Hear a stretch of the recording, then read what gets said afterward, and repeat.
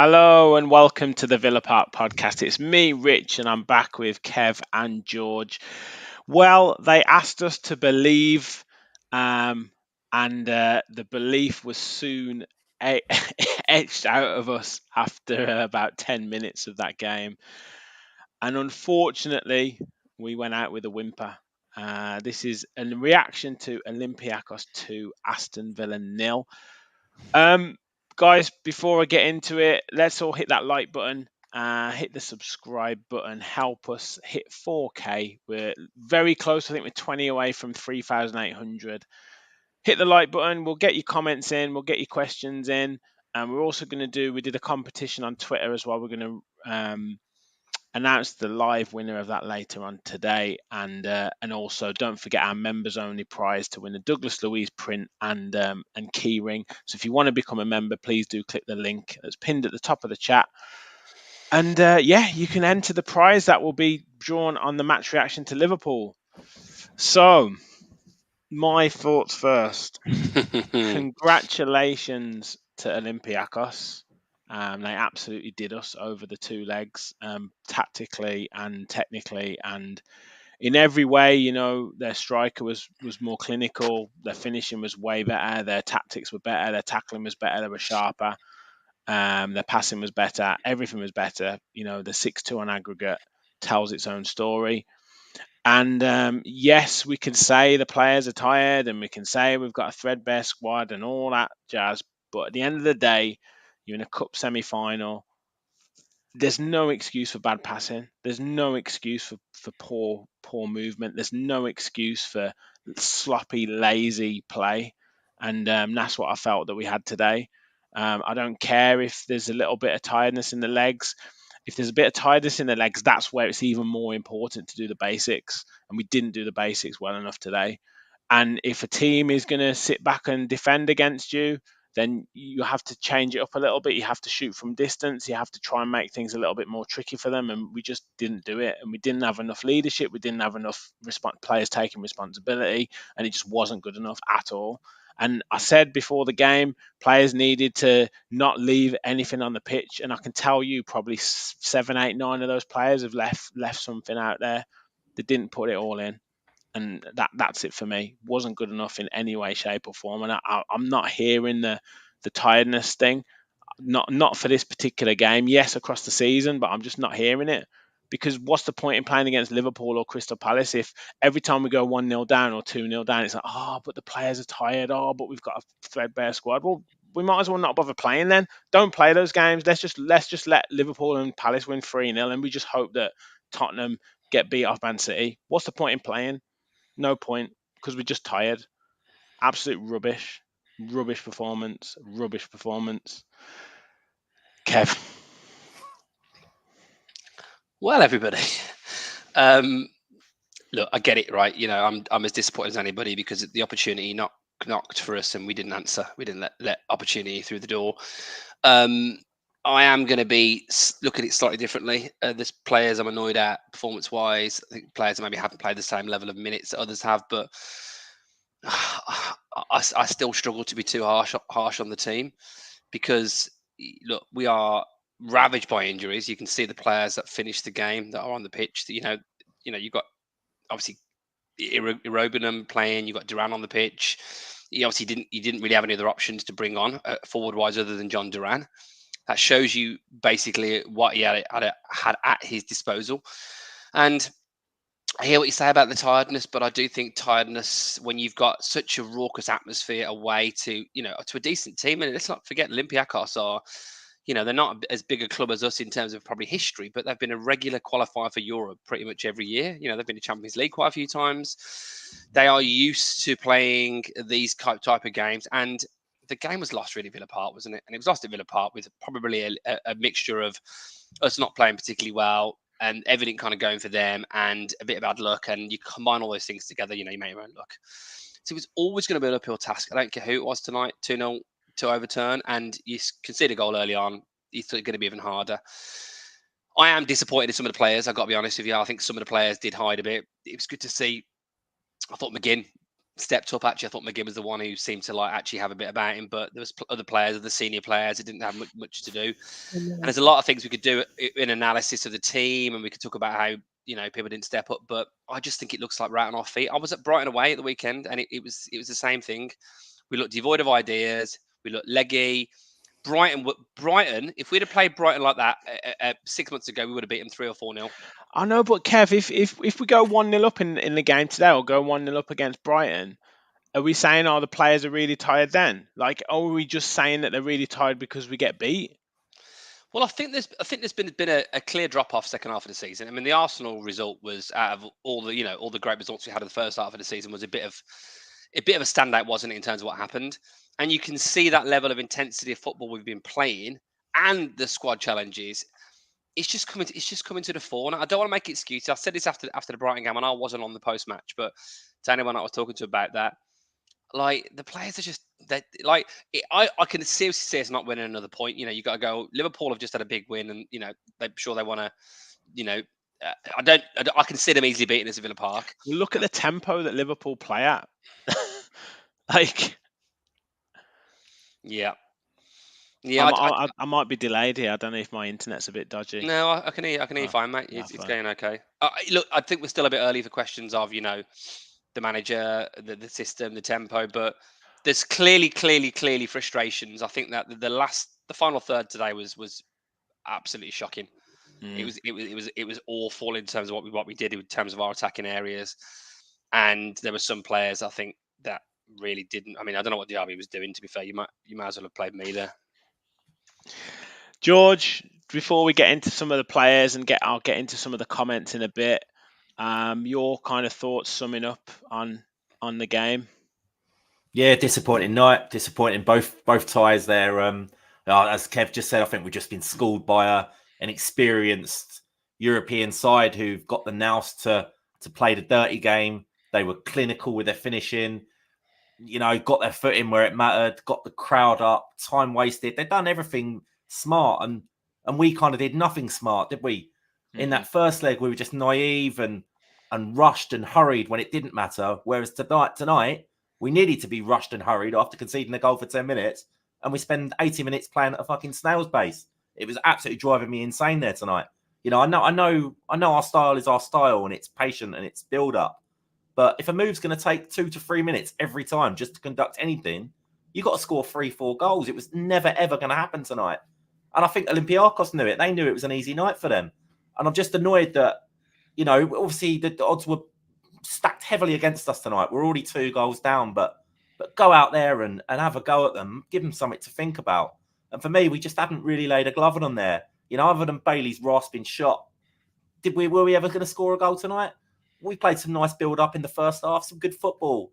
But it was just pretty football, and it was football that Olympiacos let us play, in my opinion.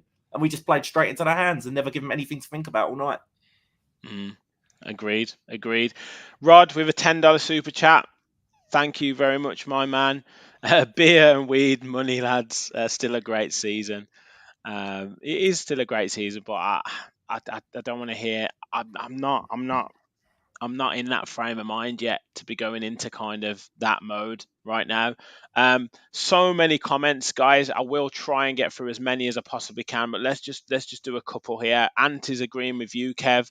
I'd be surprised if we get a point from the next 2 games. Best hope Spurs don't get one over Man City. Crying shame if we end up 5th, but we've lost key players at crucial times. Mikey says we will have to hope Man City do us a favour and beat Spurs, as I really don't think we have another win this season. Players are spent. That is the only way we finish 4th. LG says 6-2 on aggregate. Yeah, man, it's embarrassing. That guy scored 5 goals against us across 2 legs. He's got a golden boot, isn't he, in 2 games? Like, what the... I don't think he touched the ball more than 6 times in the 2 legs either, and 5 of them were shots. I mean, he has had an absolute, I always remember, God, showing my age now, but about 30 years ago, I think Richie Humphreys from Sheff Wednesday won Premier League Player of the Month, scored 3 or 4 absolute bangers for Sheff Wednesday, didn't they? And then ended up playing lower leagues. This El Karbi is played for Hebel, Riyadh, Hatayspor, Al Sadd, RAC, RS Bakan, and now Olympiacos for the last season. I mean, he's nearly 31. He's played basically for no one you've ever heard of, really. And he's just, I mean, every now and then I do 5-a-side and I'll score 5 or 6 goals, but the week later I couldn't hit K's arse with a banjo. And it feels like he's had 2 of those games against us where he's finished well, and it's all kind of gone his way. And I mean, we certainly helped him out with the high line, didn't we? Yeah. Honestly, we'll get into some of the performances in a second. Sharik, always the harsh critic, and I do agree with you tonight, my man. Every time we lose, remember 5 years ago. Can't be hearing that crap. Yeah, exactly, mate. I'm 100% with you. What do we expect, that we're going to have a first full season with Emery and win every game? No, of course And not. But like, you have to, every team that have got experience, mate. There's no excuse for there's no excuse for passing the ball out of play. There's no excuse for like Louise like kneeing it and being casual and putting it out of play. There's no excuse for Diaby having the opportunity to go beyond the player. That's what he's paid to do. He's paid 80 grand a week to beat players and cut the ball back or take a shot. Well, would a geezer he would not take a shot tonight for no love or money, would he? Yeah, or McGinn. There's no excuse for him missing a pass and just passing it straight to the opposition when all he's got to do is play it across.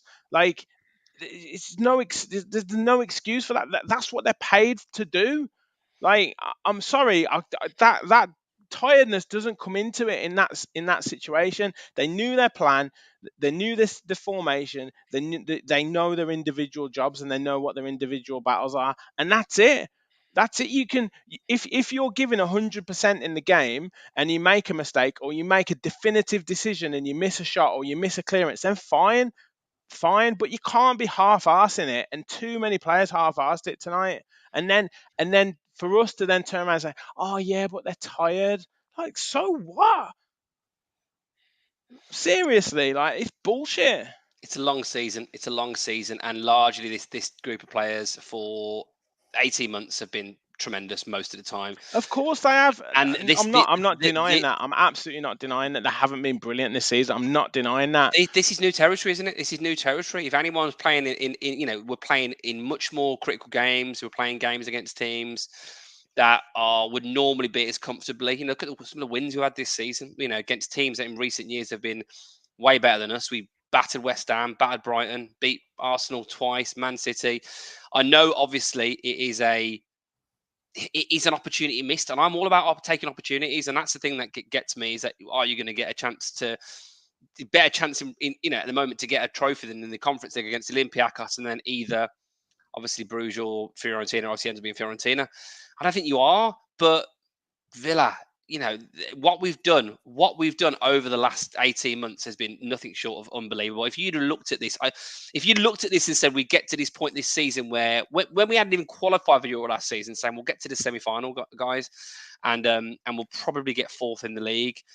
You don't know how it's going to work. Do you finish the season really strong to get fourth, or do you start the season really strong and cling on? It's still the season. Yeah. No, I get. The season, I absolutely get it. I get that. We're stumbling over the line, all that stuff, but it still doesn't excuse the poor. Like, I can't equate tiredness, right, with George. If you come in on this, I can't equate tiredness with lack of shape, not doing your job properly, and seriously not being able to pass the ball 4 or 5 yards. I can't square that circle, George. I think like I saw like you saying this on Twitter, and I saw the guy who responded, and he said that's exactly the sort of thing that happens when you're tired. And I'll be honest, I did tend to kind of agree with what the guy said. I mean, I just kind of think this is new territory for us, and it's a big learning curve.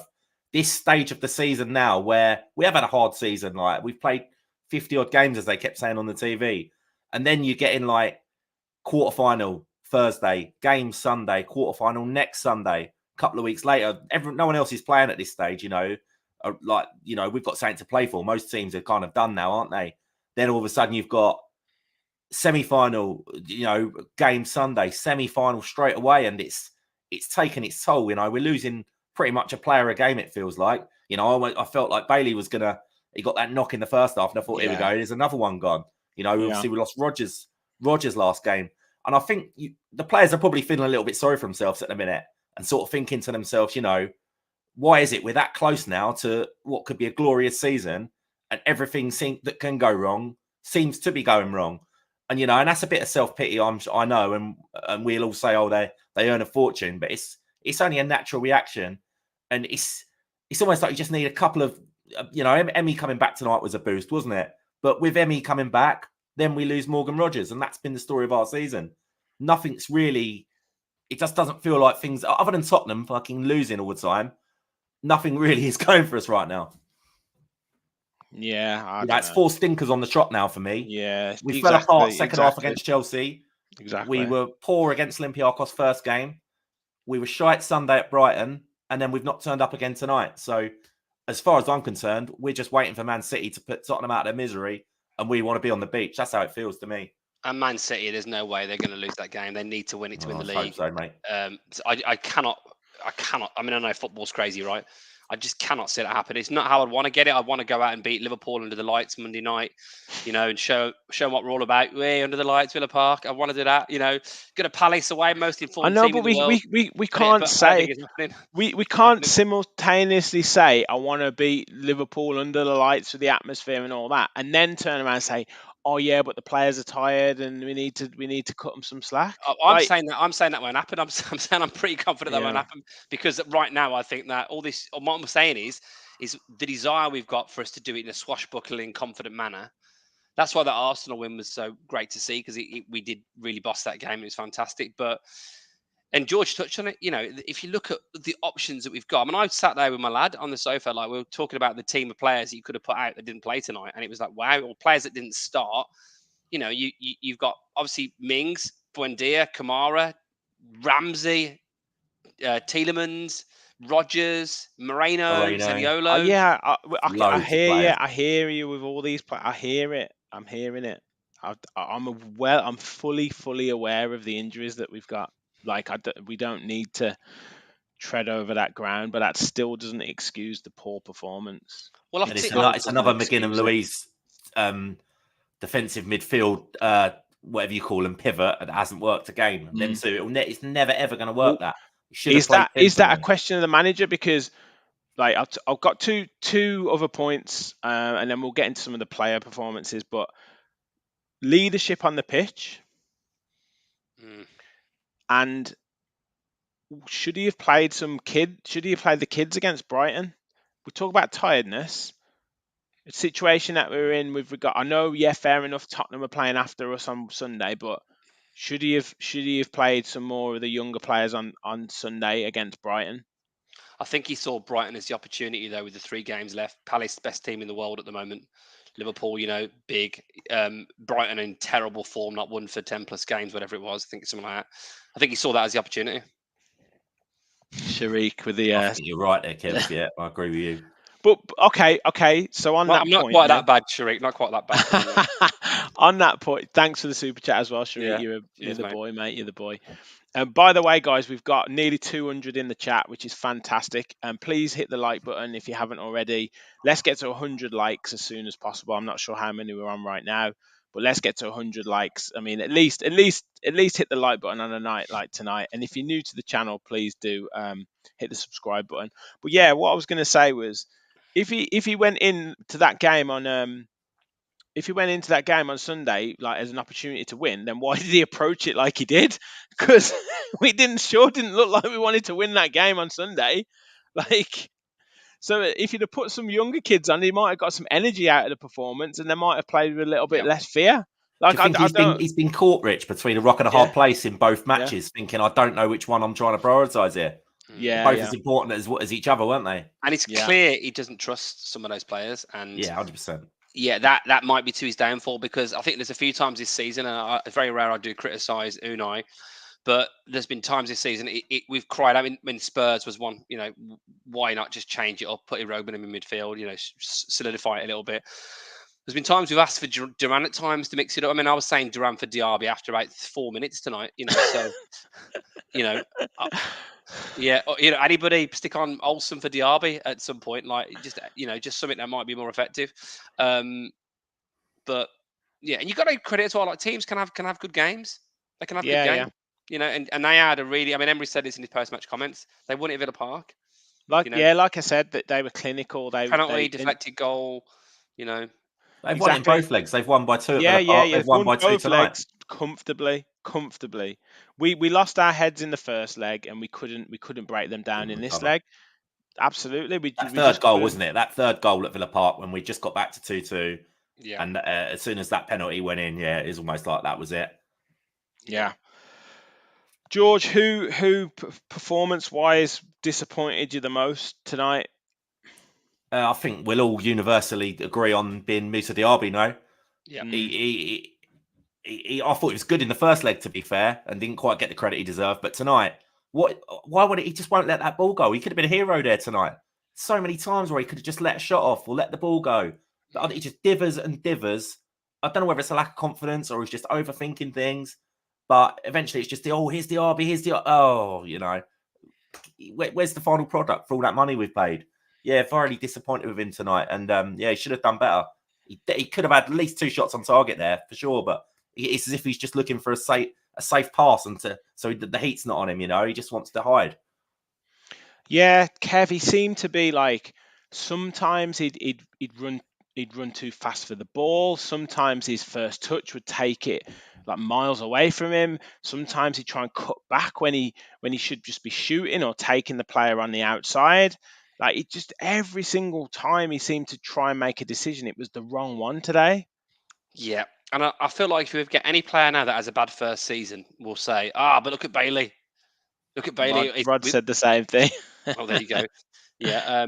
But I don't know whether I was the biggest voice for Bailey saying I think he's not very good because every time I think Bailey used to get the ball, he'd touch it, he'd bounce off his shins, and then he'd give the ball away, and make bad decisions.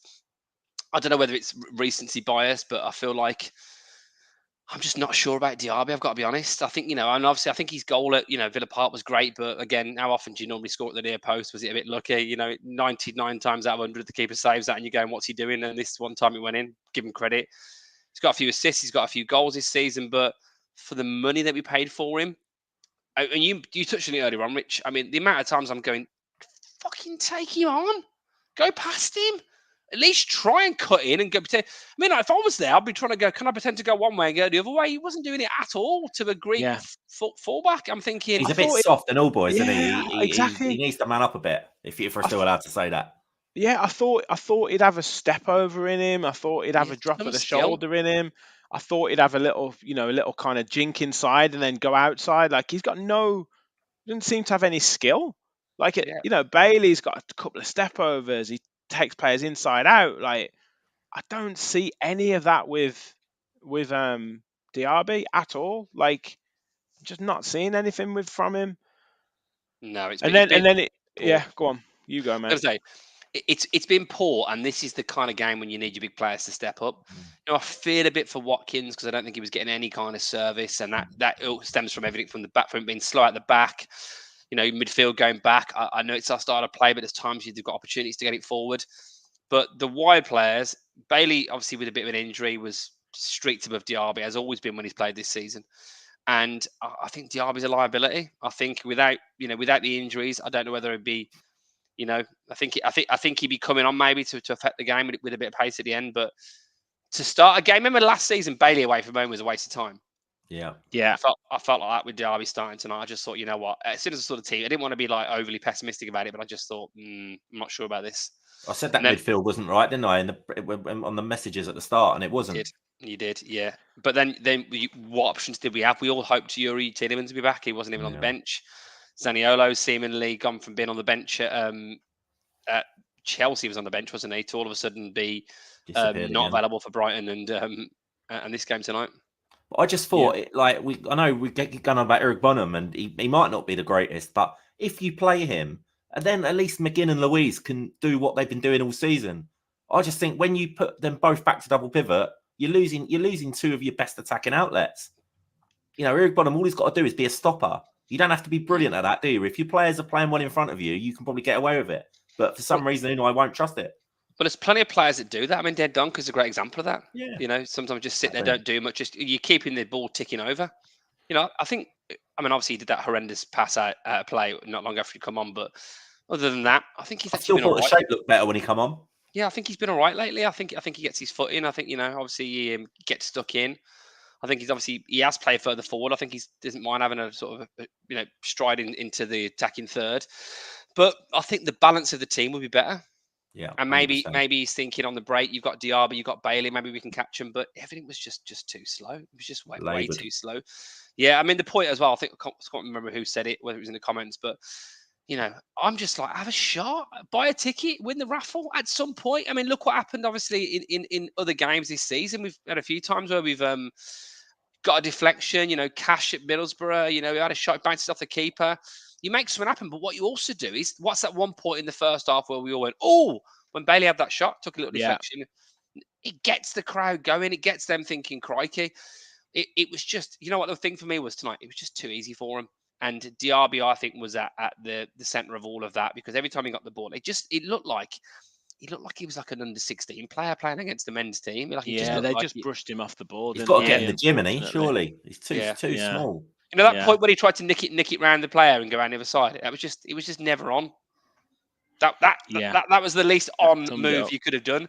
It's like desperately just trying to sum something out of his locker. And yeah, I mean, the thing is, you see Bailey do this. Diarby, I think, got in better positions tonight. You 1-on-1 with the defender, step inside, bang it in, have a shot. Watkins might eat up the leftovers, but we didn't do enough to try and create something. And then, my God, that free kick. Oh God, Struth, hit the target, please, blast it. We'll do something. Do something, Douglas. Over. It's not had a good few weeks, has he, Dougie? He hasn't. In 10 minutes trying to decide who's going to take it, and produce that. No, I know. We do have a competition though for a Douglas Luiz print and key ring. If this is a members only prize, so I think we've got 30 members, just over 30 members right now. So if you do want to join and become a member and have a chance to win that, we will announce the winner after the Liverpool game on the match reaction show. So just hit the join button or click the link at the top of the description. For less than a third of the cost of a pint, £1.99 to become a member and official Villa Park Pod follower. I did have Olympiacos fan here say it from Omnitail, says Olympiacos fan here. In the second half, you guys showed no energy, no passion, and will to go and win it. Most likely because of many games and injuries. Anyways, it was a good matchup. Good luck in the UEFA Champions League. Fingers crossed, mate. Fingers crossed. And you guys, good luck in the final. But yeah, I just there was some huff and puff, wasn't there? There was some, Matty Cash, although he's not got the best quality, he was still trying down that right hand side, and it did feel like, when we put a cross in or we got into a good position, fair play to Olympiacos, like they got some blocks in, and they just seemed to read everything that we were doing, and that again just adds to the frustration, doesn't it, George? Yeah, 100%. Yeah, I feel like me personally, I haven't given Olympiacos enough credit over the two games. But you know what they were? You're right. They defended very well. Just more alert, right? More on the ball. Just, brave, where it stuck the head in where it mattered. All the dirty parts of the game, they did well. And yeah, fair play to them. And I hope they go and win it now. Yeah, 100%. Definitely. I'm certainly got my Greek shirt on for that final that night. Yeah, it's a shame. I don't think that they've seen the best version of us, Olympiacos. I think the best version of Villa. I think we would have won that game. I don't want to be disrespectful. I think we would have won it comfortably. But they've had an absolute stormer against us at Villa Park, and I think they've been tactically brilliant against us. I think their manager's done a fantastic job. And we can talk about the injuries, and we can talk about the the bad luck and all that kind of stuff, but we have to give them credit for the tactics. I think they were spot on. I mean, even tonight, getting that early goal, what a time to do it. You soaked exactly.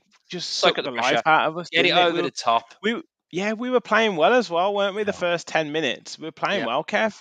Yeah. And he just completely knocked the stuffing out of us. And I mean, I think McGinn blocked it. It went back to Podence. Yeah, it could have gone anywhere. A bit sloppy on the overlap, but Digne getting back. I mean, he was walking.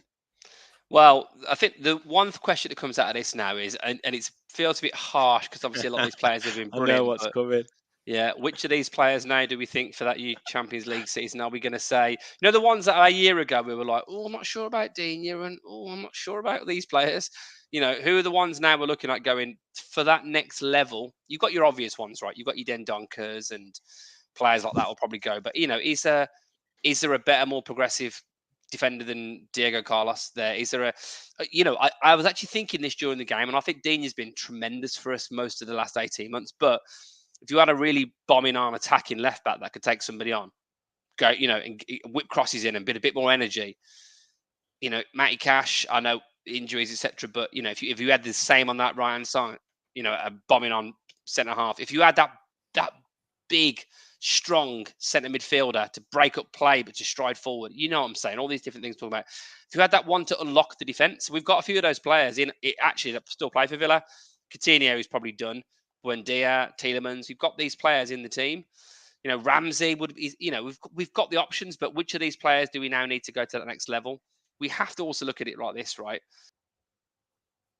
Oh, as you were saying, Kev. Lost him. I do agree with Kev, but I think, I don't know if, I think a couple of big players do go, and I think a couple of fringe players go, George, but I don't think necessarily that,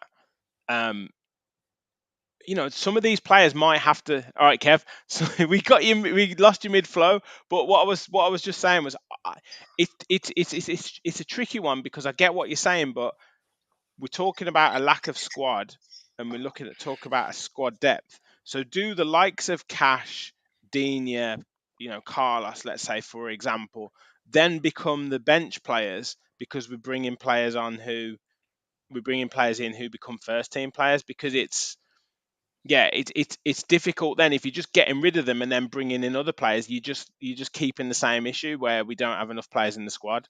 Problem is, it's going to be that horrible word I always talk about is wages.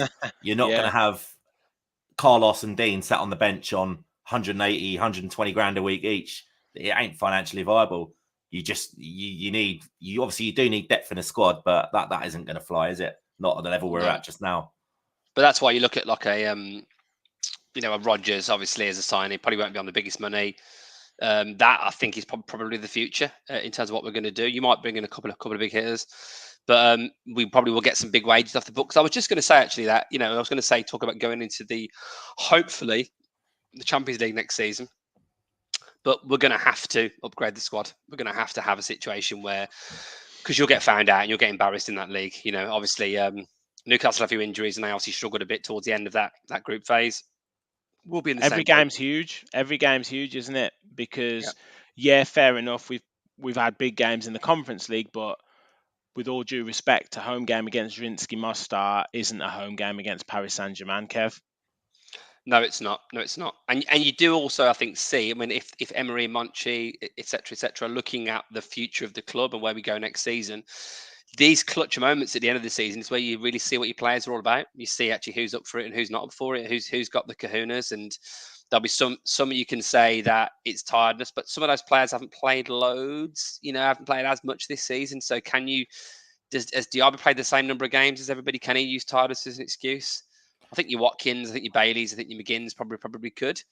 But yeah, I think the other thing as well, which is maybe a bit harsh, but I think if Martinez had been in goal in the first leg, maybe a couple of those goals don't go in, and then maybe you're in a different position. Luis doesn't put his hand up. It's all, if only me, bollocks, should be my uncle type stuff. But... yeah, I agree. Going into next season, lads, if we do make the Champions League, the odds are very much we're not going to be still playing in it at this stage of the season, and it's only been this last 3-4 weeks we've fallen off, isn't it? So, if we were in the Champions League next year, you've got to think of how we were 4 or 5 weeks ago. Mate, it's 2 weeks. We were playing European football then, weren't we? We played class against Bournemouth. Yeah, God, I suppose you're right, mate. Yeah, the second half against Bournemouth was good, wasn't it? The Arsenal game was good. But yeah, I'm thinking if we're in the Champions League, maybe it's the injuries that have killed us. We've all got to agree on that. You wouldn't expect to have... the squad's pretty good if they're all fit. Yeah, you wouldn't expect to have this level of injuries. We were talking a few months back about... I couldn't believe the Richies on the bench. I couldn't believe it, And if you've got even a few of those players still kicking around now, you've got options. You can freshen it up. You can play Brighton, and maybe you play a Rodgers and you play a Ramsey in this game tonight. You play a Kamara in one game. You play, you move Louise back in the other one.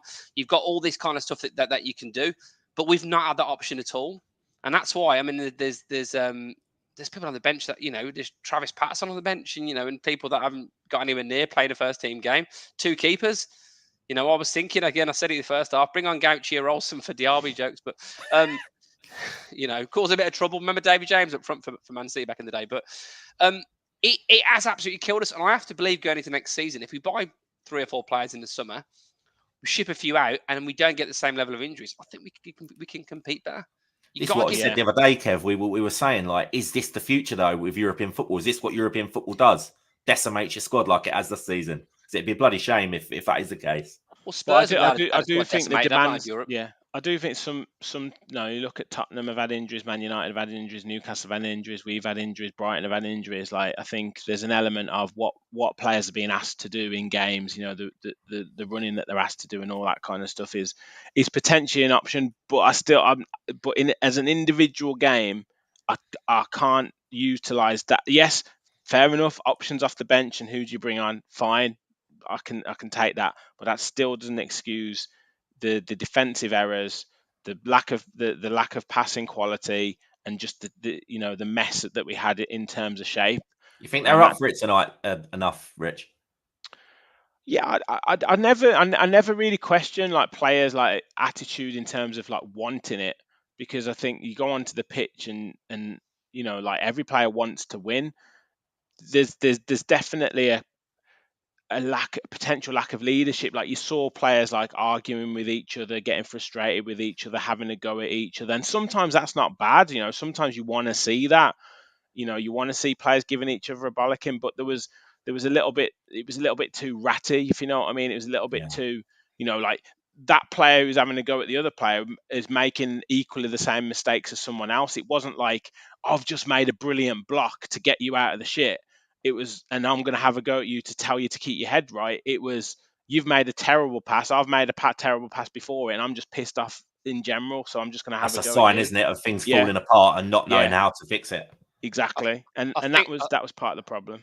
I think the minute that they scored, though, I think a lot of them just thought, this is too much now, probably. And as much as they shouldn't think that, but they know you've got to score 3 goals. And I was actually again talking to my kids, saying like, bloody lucky the away goals rule isn't in place still, because be even more. Can I just bring up a point though, just to talk about? Let's actually read out. Sorry, go on. Yeah.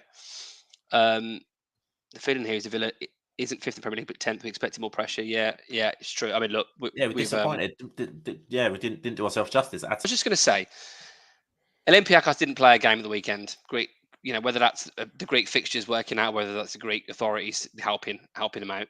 Lille had a week off, didn't they, before they played us? And clearly, we were very, very close to going out in that game.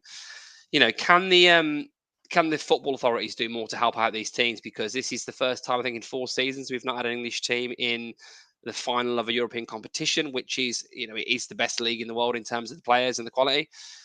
We only had 1 team in the semi-finals, and that was little old Aston Villa, who hadn't been near Europe for 13 years. It's the schedule. I know I've given Klopp a bit of grief for it, but maybe I'm going to start moaning about these kickoffs at midday on a Saturday. Can we talk about whether there could have been a bit more help for us? You're not hearing it. TNT are not having none of it, that's for sure. If you speak to Klopp, they just laugh at it and say, we pay you the money, you get on with it. Yeah, not having any of it. But obviously Olympiacos had more rest, didn't they? Lille had more rest. Yeah, they had more rest. But if we'd have been winning games, if we'd have beat Chelsea, if we'd have beaten them last week, we'd have been like, right, bring the games on. We want more games. Like, players love playing matches. They don't like training. So, like, it's a moot point. That is an argument that managers make, because of course they want that as a potential, to utilize that later on to say, we play too many games, or they're half talking to the chairman to tell them, I need you to put your hand in your pocket because I need more players. Like, it's a tactic that's used. Politics, players love playing football matches. Like, they're not going to turn around and say, I don't want to play any more matches. Like, just need to shout out Ken for the £2 super chat Cheers, as Ken. well. I don't think you put a comment in, mate, but thank you all the rest, all the same. Thank you very much for your support. But yeah, no, look, those leagues gave them support, Kev. I'm not dismissing your point about what they did, but I think it's a potentially an easy thing to look at after the fact. Yeah, I think it's a thing that we look at after the fact. Yeah. At the end of the day, we didn't play well enough. Regardless of whether we had a game on Sunday or not, we didn't play well enough. The players will be disappointed. Emery will turn around. Obviously, he's done his post-match. He's keeping it positive. He's saying that we're going to learn from it. We're going to learn experience from it. But he ain't saying that to the players. He ain't saying that to the players at all. There's no chance. If you're saying that to the players, then you're making excuses for them. However, I do want to end a bit more on a positive, and I'm sure you do, Kev. Like I say, just a little bit of reflection. Obviously, semi-final of a cup competition. We've not been in this situation before. Has been a really good journey in this competition. First European football in over a decade, and obviously fourth in the table. So yeah, I think someone said there, if you were offered that at the start of the season, you'd definitely have taken it, and that's something to, as I say, to while we're disappointed today, we're disappointed with the performance. It's something to take away, isn't it, Kev? Yeah, that's why I'm loath to sort of be too critical on the team and the club and the players. I mean, for me to even sort of going on Diaby tonight, like I have a little bit, it's built up over a bit of time, but I have learnt my lesson on Bailey last season. I still think you've got to be able to call what you see. That's ultimately not our job, but our role here on this channel. And people will disagree or agree with that as they often do, but. I'm going to give them all the credit they deserve. You'd rather it not be upside down. Do you know what I mean? You'd rather not be the situation. Look at the season, obviously look at last season. Yeah, I know. Would you have preferred to have had, an unbelievable start and then Gerrard takes over at halfway through the season and then have a terrible end but still finish seventh? No, because the momentum wouldn't be there. And we flipped that around. And I do think that we'll get a massive impetus from finishing fourth. I think they'll look back on the season largely with a bit of positivity. Credit to Olympiacos, of course, but I would have ripped your hand off if you'd have said to me, 18 months ago was it when Emery took over, just over, that we're not getting relegated with this squad of overpaid prima donnas who basically can't do anything. We're going to finish in Europe and then getting a better European competition next season, which we've already confirmed, Europa League. So we're already playing at a higher standard of Europe next season. That is progression in a very competitive league because we're doing that ahead of Newcastle, ahead of Chelsea, ahead of Man United, ahead of West Ham, ahead of Birmingham City, Lols. We're doing it ahead of all these teams. And we are, obviously, we've progressed, which has not been an easy competition for us. We've played some decent teams. Legia Warsaw, decent team. Obviously, AZ Alkmaar, decent team. Ajax, decent team. Lille, very, very impressive.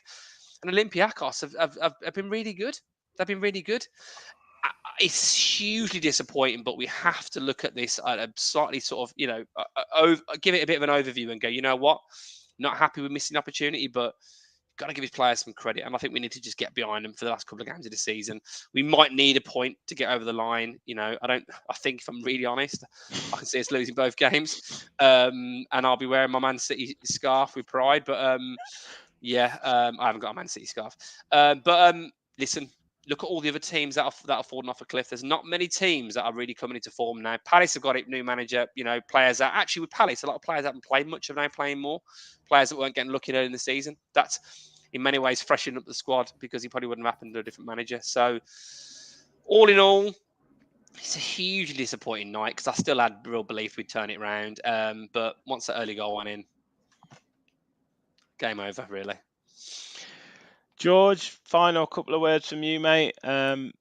Liverpool on Monday night.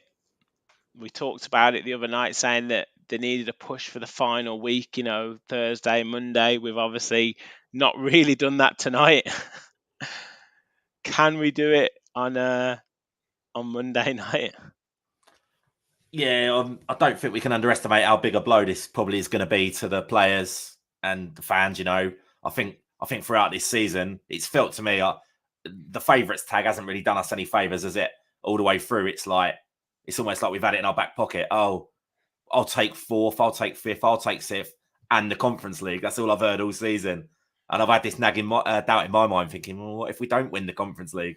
I think we're just going on the fact that West Ham won it last year. We're thinking, oh yeah, well they won it, we'll win it. And we've found out this year it's a bit tougher than what we might have thought. But onto the Liverpool game, yeah, I guess the only thing I can think now they need to just say to them players is, look, you've got 2 games left. We know you're tired, and I know we don't want the excuses. We've just done all that. There's 2 games left. If you want Champions League, as much as that's been the aim all season. We've been up there all season. Win one of them. If you want it, and you want to do it on your own merits, get out there. Forget how tired you are. You'll be on the beach in Ibiza in a couple of weeks. Just get out there and leave it all on the pitch, like we didn't tonight, and either beat Liverpool or beat Palace. We all want that City to beat Spurs, but there's probably a couple of twists and turns still there. I just want to do it on our own merits and just get one more win, get over the line. They can get on the beach and we can finally relax.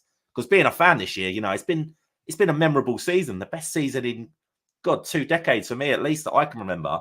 But honestly, I'm worn out because the better you get, the more you think about it, don't you? It is tiring. It's on my mind every day at the minute. The more matches. Yeah. You think we're sad? Let's spare a thought as well for some other people. EasyJet, Booking.com, the Greek tourist board, because the amount of pre-booked rooms on Booking.com that are now not going to get seen through. Yeah, I mean, they've just seen the revenues plummet. Booking.com, EasyJet are not getting all those flights sold.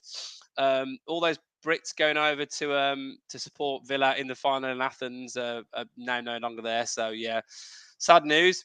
Even with Fiorentina getting there, because they can probably travel there by road. So probably a few less flights. So yeah. So yeah, just to finish off there with what I was saying, I think it's fair we shout out all the Villa fans that have been out at the away games in Europe this year. Yeah, they've done us absolutely proud. That was a hostile environment there in Olympiacos, but you could still hear the Villa chants in the background. They've travelled up and down Europe, spent an absolute fortune, and I hope they've had some great times. I'm jealous that I've not been able to get out to any, but yeah, a little round of applause to all you guys for doing the hard yards, and you've deserved it. Absolutely. And obviously credit to Olympiacos again. Obviously for those that watch the channel regularly, I've got a lot of love for Greek people, Greek culture. I love the place. Worked there a long time. Some of the comments are a bit interesting. I mean, let's be clear.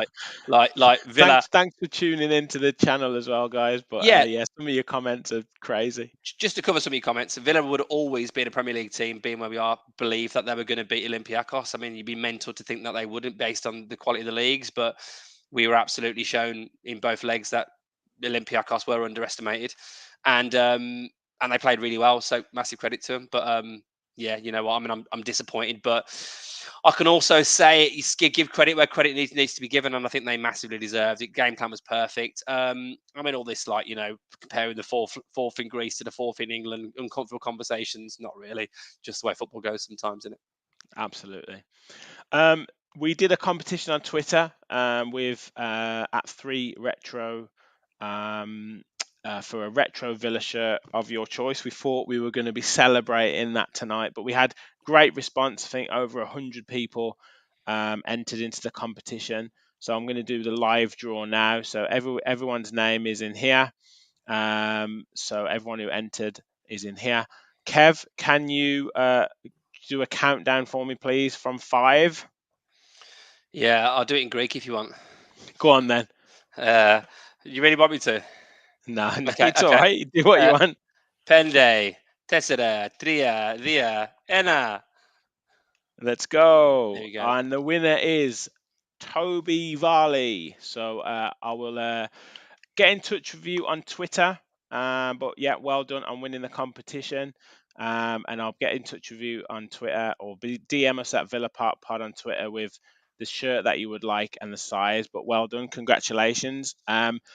And don't forget, we have our members only competition to win the Douglas Louise print and keyring set from Matty723. If you want to become a member to have a chance of winning that, please do click the link or at the top of the chat, or click the join button. You've got till Monday night or Tuesday night, depending on when we do the match reaction show. Obviously, if it's a win, we'll do it straight away. If it's a defeat, we might do it a day later. But yeah, get involved in that as well, guys. Yeah, boys, obviously it wasn't to be.